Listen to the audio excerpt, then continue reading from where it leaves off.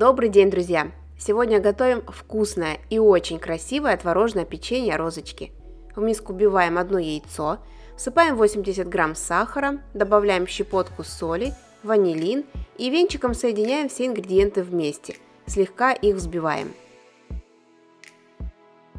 Теперь в яичную смесь отправляем 80 грамм мягкого сливочного масла и перемешиваем.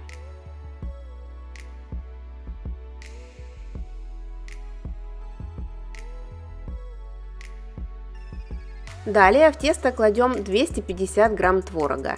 Я беру мелкозернистый жирностью 9%. Вмешиваем творог в яично-сливочную массу тоже при помощи венчика.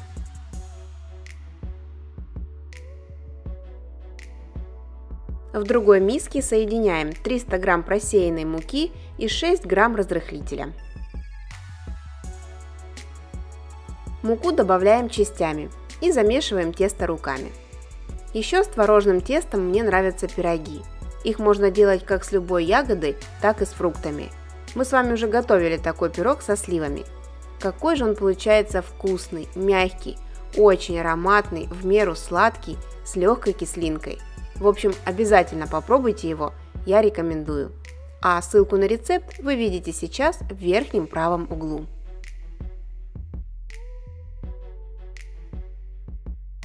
Ну что же, наше тесто готово. Оно должно быть очень мягким, но в то же время не прилипать к рукам.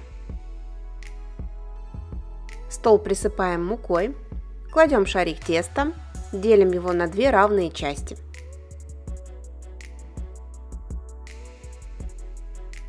Один кусочек пока убираем в сторону, а второй раскатываем в пласт толщиной 3 мм.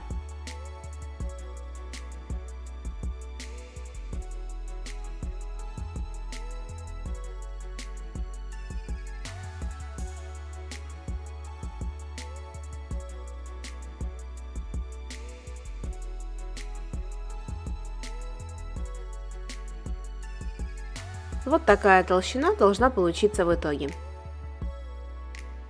Теперь стаканом подходящего размера или вот таким кольцом вырезаем кружочки диаметром 7-7,5 см.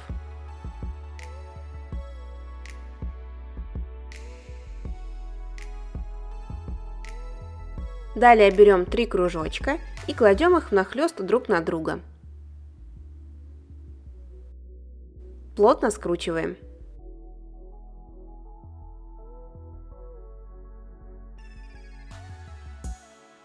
Острым ножом разрезаем заготовку пополам. Аккуратно расправляем лепестки.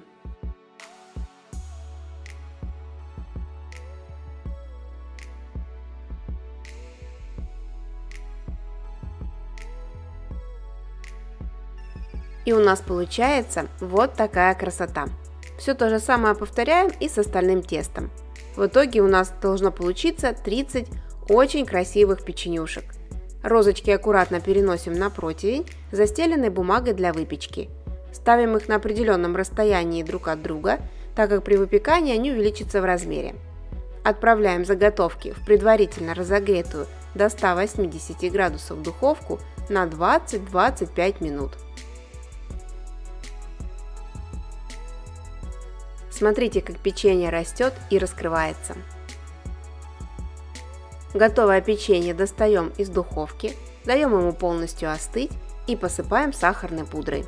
Печенье розочки получается красивое, мягкое, в меру сладкое, вкусное, но есть один недостаток – оно очень быстро съедается, поэтому готовьте сразу двойную порцию, не пожалеете.